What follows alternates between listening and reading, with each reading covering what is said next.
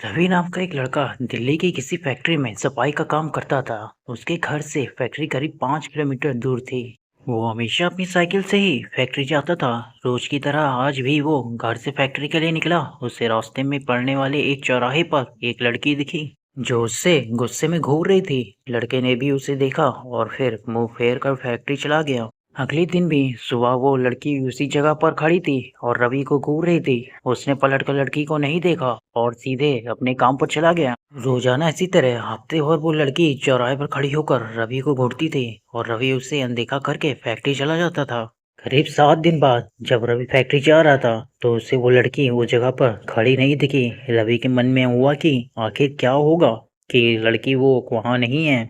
रवि ने सोचा कि उस लड़की से कुछ पूछने या बात करने में भी डर लगता था क्योंकि वो बुरी तरह से घूरती थी। इन्हीं ख्यालों के साथ वो फैक्ट्री पहुंचा और साफ सफाई करके शाम को घर लौट गया। वो लड़की एक हफ्ते तक जो उस चौराहा पर नहीं दिखी। एक दिन जब शाम को वो लड़का घर पहुंचा तो उसे अपने बेड पर एक चिट्ठी दिखी। उसमें लिखा था, मेरा नाम प्रीति है। मैं तुम्हें एक हफ्ते पहले एक रोज चौराहे पर दिखती थी। कल शाम तुम वहीं पर खड़े होकर मेरा इंतजार करना। उस चिट्ठी में एक फोटो भी थी जो उसी चौराहे पर खड़ी लड़की से मिलती थी। लड़के के मन में हुआ कि आखिर इसे मेरे घर का पता कैसे मिला होगा और चिट्ठी मेरे बेड तक कैसे पहुंची। इसी सोच के साथ वो सो गया। अगले दिन उठकर जब काम में जाने लगा तो उसी चिट्ठी वाली बात याद आ गई।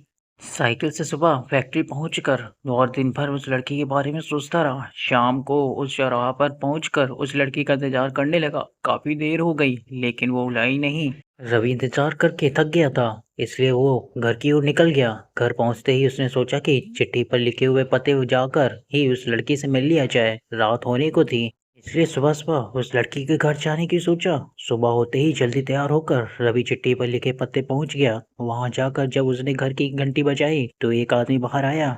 उससे रवि ने कहा कि मुझे प्रीति से मिलना है। यह सुनते ही वह व्यक्ति चौंक गया। जवाब में उसने पूछा कि क्या प्रीति से मिलना है?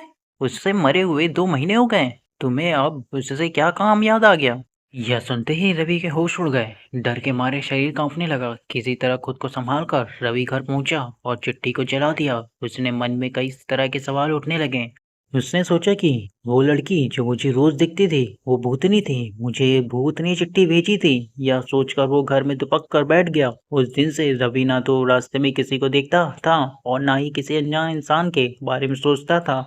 मोर और स्टोरी के लिए हमारे चैनल को अभी सब्सक्राइब करें। मिलते हैं आपसे अगले वीडियो में, तब तक के लिए जय हिंद।